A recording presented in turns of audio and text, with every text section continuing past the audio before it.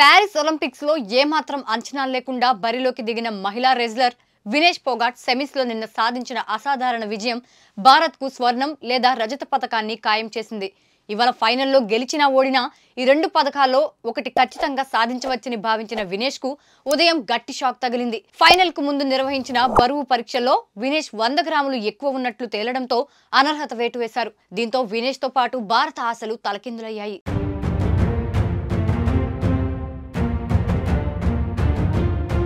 గత 2 ఒలింపిక్స్ లో పతక సాధనలో విఫలమైన రెజ్లర్ వినేష్ పోగట్ పై ఈసారి ప్యారిస్ ఒలింపిక్స్ లోనూ ఎలాంటి అంచనాలు లేవు. కానీ వినేష్ ప్యారిస్ లో పెను సంచలనమే సృష్టించింది. ప్రీ క్వార్టర్స్ లో నెంబర్ 1 జపాన్ రెజ్లర్ సుసాకిని, క్వార్టర్స్ లో ఉక్రెయిన్ రెజ్లర్ లివాచ్ ను మట్టి కరిపించిన వినేష్ సెమీస్ కు చేరుకోవడమే ఓ ఎత్తైతే, ఇందులో క్యూబా రెజ్లర్ లోపెజ్ పై సంచలన విజయంతో ఫైనల్ కు చేరుకుని పతకం ఖాయం చేసుకుంది. దీంతో భారత్ కు పతకం ఖాయమని అంతా భావించారు. కానీ ఇవాళ ఉదయం అంతా తలకిందులైంది. అభిమానులకు షాక్ ఇస్తూ ఒలింపిక్ సమాఖ్య వినేష్ పై ఫైనల్ కు ముందు అనర్హత వేటు వేసింది. 50 కేజీల విభాగంలో తలపడుతున్న వినేష్ 100 గ్రాముల బరువు ఎక్కువ ఉందన్న కారణంతో అనర్హురాలిగా ప్రకటించింది. దీనిపై భారత్ అప్పీల్ కు వెళ్లినా ఫలితం దక్కేలా కనిపించడం లేదు.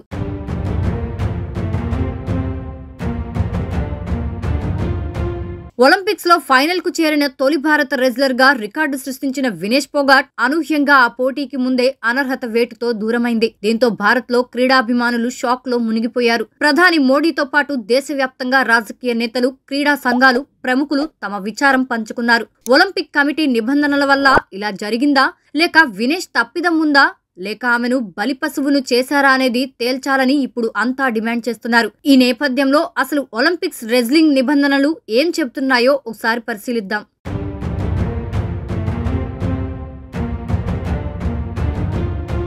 ఒలింపిక్స్ ఫ్రీస్టైల్ రెజ్లింగ్ ఈవెంట్ లో మహిళలకు 50, 53, 57, 62, 68, 76 కేజీల విభాగాలు ఉన్నాయి. ఇందులో 50 కేజీల విభాగంలో వినేష్ పోగాట్ పోటీ పడుతుంది. అయితే ప్రతి మ్యాచ్ కు ముందు సదరు క్రీడాకారిణి అదే బరువు విభాగంలో ఉన్నారో లేదో నిర్ధారించుకునేందుకు కొలతలు తీసుకుంటారు. ఇలా ఫైనల్ కు ముందు వినేష్ బరువు కూడా చూశారు.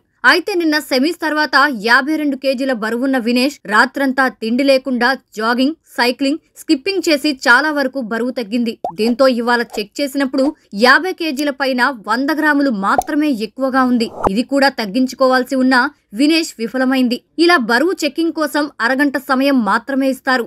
ఇందులోనూ ఆ 100 గ్రాములు తగ్గకపోవడంతో నిర్వాహకులు ఆమెపై అనర్హత వేటు వేయక తప్పలేదు.